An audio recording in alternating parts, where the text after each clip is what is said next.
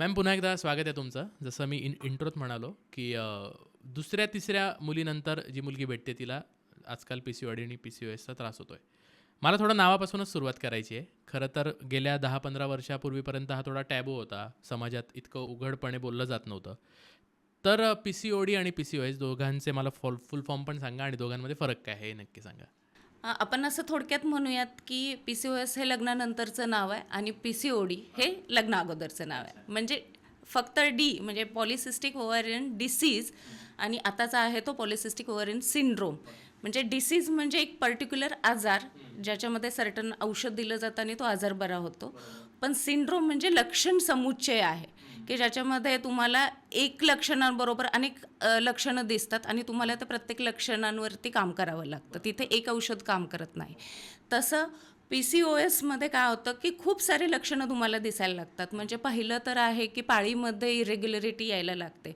म्हणजे अगदी 2 महिने, 3 महिने, 6-6 महिने, वर्षभरापर्यंत पाळी येत नाही. किंवा त्याच्यामध्ये पाळी जरी रेग्युलर आली तरी काही वेळेला असं होतं की तुमचं ब्लिडिंग फ्लो जो आहे तो कमी जास्त होतो. म्हणजे अगदी एखाद दिवसच ब्लिडिंग होतं आणि खूप कमी जातं किंवा फक्त स्पॉटिंग होतं असंही होऊ शकतं. किंवा काही पेशंट्समध्ये असंही पाहायला मिळतं की जर ब्लिडिंग सुरू झालं तर 15 दिवस 20 दिवस हे कॉन्स्टंट ब्लिडिंग सुरू राहतं. तर हे पॅटर्न एक आपल्याला वेगवेगळे पाहायला मिळतात. त्यानंतर आहे ते म्हणजे वजन वाढणं, हे अनकंट्रोल्ड वेट गेन याच्यामध्ये पाहायला मिळतं. चेहऱ्यावरती पिंपल्स असतात आणि चेहरा असा डार्क वाटायला लागतो. अच्छा. त्याबरोबरीने चेहऱ्यावरती छोटे छोटे दाढी मिशांचे केस यायला लागतात, बरं. वाढणं ज्याला म्हणतो आपण. तर आणि त्यानंतर आहे तुम्हाला केस गळणं जास्त मोठ्या प्रमाणात दिसायला लागतं. मानेवरती आणि आर्मपिट्समध्ये काळपटपणा दिसतो, ज्याला आपण ॲकॅन्थोसिस नायग्रिकन्स म्हणतो. तर ह्या सारख्या अनेक समस्या तुम्हाला जाणवतात. आणि हे कुणाबाबतीत आहे तर ज्या मुली आजकाल आपण पाहतोय की वयात येण्याचं वयसुद्धा कमी झालं आहे. म्हणजे पूर्वी ते 14 ते 15 वर्षामध्ये पाळी सुरू व्हायची, पण आजकाल बघितलं तर अगदी 8-9 वर्षाच्या मुलीला सुद्धा पाळी येते, ज्याला आपण म्हणू की अर्ली मॅच्युरिटी दिसते आता. पण याचाच परिणाम असा झाला आहे की या मुलींच्यामध्ये 10व्या-11व्या दिवशी 10व्या-11व्या वर्षी पी-सी-ओ-डी सारखे तक्रारी जाणवतात. किंवा असंही पाहण्यात आलं आहे की म्हणजे एक पेशंट आलेली होती, आई घेऊन आली होती मुलीला, साधारण ती 10-11 वर्षांची असावी. तर तिच्यामध्ये वजन वाढणं किंवा चिडचिड होणं ह्या सगळ्या गोष्टी तिच्यामध्ये दिसत होत्या. आता हे कसं आहे, हे प्युबर्टीचं लक्षणसुद्धा आहे, जिथं आपण मिस बरोबर. होऊ शकतो हां. की हे प्युबर्टीचं लक्षण म्हणून येतं आहे की याचा साइड पी-सी-ओ-डी इफेक्ट आहे. म्हणून आहे की थायरॉइडसारखा काही आजार हं, आहे. हं. तर यासाठी म्हणून तुम्हाला एखाद्या डॉक्टरकडे जाणं आणि तिथं कन्सल्ट करणं खूप गरजेचं अगदी. असतं. तर ज्यावेळेला आपण तिला थरो स्टडी केला, तिचे सगळे कंप्लेंट्स पाहिले, त्यावेळेला मग ज्यावेळेला सोनोग्राफी केली त्यावेळेला हे नक्की झालं की तिच्यामध्ये पी-सी-ओ-डी आहेत आणि म्हणून तिला पाळीच सुरू नाही झालेली. म्हणजे इथंपासून ह्या गोष्टी सिव्हिअरली वाढत चाललेल्या आहेत. आणि म्हणून जर बघायला गेलं तर हे सगळी लक्षणं जी आहेत ना, आपण असं म्हणू शकतो की 10 मधल्या 2 किंवा तिघींना ही तक्रारी जाणवतात. पण आजकाल ते इतकं कॉमन झालं आहे ना की असं वाटायला लागलं आहे की हे सगळं नॉर्मल आहे, हे होतच असतं.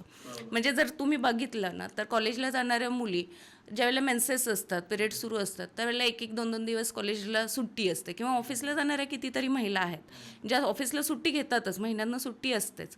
का तर प्रचंड पोट दुखत असतं, जो डिस्कम्फर्ट असतो. ब्रेस्ट टेंडरनेस ही खूप आपल्या समाजामध्ये किंवा न बोलली जाणारी कंप्लेंट आहे, ब्रेस्ट टेंडरनेस. मग इतकं जास्त असतं की आपण ऑफिसला जातो आहे, घरातून गाडीवर प्रवास करतो किंवा ऑटो रिक्षामधून जातो. खड्डे जे आहेत, जे आजकाल आपल्याला दिसत आहेतच मग खड्डे रस्त्यामधले, तर तो खड्डा जरी पास केला तर तो जर्क जो आहे ना तो सुद्धा सहन होत नाही. अगदी डोळ्यातून पाणी येण्या इतपत ब्रेस्ट टेंडरनेस असतो. पण हा इग्नोरन्स कुठेतरी पुढे जाऊन मोठा प्रॉब्लेम निर्माण डेफिनेटली करू शकतो. त्याबरोबरीनं आहे की पांढरं जाणं, अंगावरचं पांढरं जाणं हा सुद्धा पी-सी-ओ-डीचंच एक लक्षण म्हणून आता आपण बघू शकतो. कारण हे खूप कॉमनली आणि सर्रास दिसतं. आणि आयुर्वेद ज्यावेळेला पी-सी-ओ-डीसारखा आजार आयुर्वेदाच्या दृष्टिकोनातून ज्यावेळेला आपण बघतो ना त्यावेळेला त्र्यावर्त योनी म्हणजे अगदी वजायनल पार्टपासून गर्भाशय आणि ओव्हरीज आणि फॉलिपियन ट्यूब्स या सगळ्यांना एकत्रित जो अवयव आहे ते म्हणजे त्र्यावर्त योनी आहे. आणि या सगळ्यांचा विचार आयुर्वेदामध्ये खूप अतिशय चांगल्या पद्धतीनं करून ठेवलेला आहे. आता तुम्ही सांगितलं की त्या 4 दिवसामध्ये ब्रेस्ट टेंडरनेस पण वाढलेला असतो. अगदी त्याच्यामध्ये स्तनांमध्ये वेदना होतात. तर त्या 4 दिवसातच असतं की ते आधीपासूनही सुरू होतं? काय नक्की त्याचं गणित? नाही ॲक्च्युली काय होतं युजली बघतो त्यावेळेला पाळीच्या अगोदर साधारणतः 8 ते 10 दिवसांपासून ब्रेस्टमध्ये दुखणं सुरू होतं. टेंडरनेस म्हणजे दुखतात किंवा काही वेळेला ते ब्रेस्टमध्ये गाठी लागायला लागतात. आणि असं ज्या वेळेला होतं ना त्यावेळेला पाहिलं जातं की अशा महिलांच्यामध्ये फ्लोचं प्रमाणसुद्धा खूप कमी असतं. स्कॅन्टी फ्लो ज्याला म्हणतो किंवा मी अगोदर जसं म्हटलं की स्पॉटिंगच असतं.